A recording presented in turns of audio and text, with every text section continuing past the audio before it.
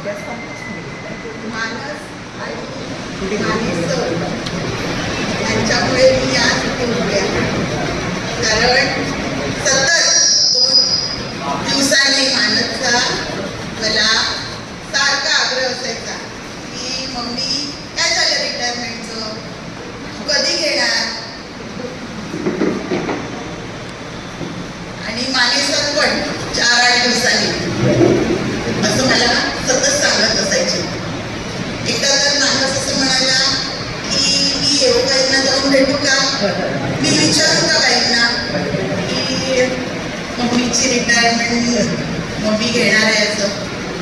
मानसरच म्हणाले नको, मी कधी जेव्हा बाई भेटते तेव्हा मी एकदा विचारेन. मानेसरांची पण जेव्हा भेटल्या पण काय विचारणं अवघडच पडायचं. पण एकदा आणि मी एकदा बोलून टाकलं बाईंना विचार. आणि मग बाई पण काय बोलल्या की चालेल. आणि मग बाईंनी होकार दिला.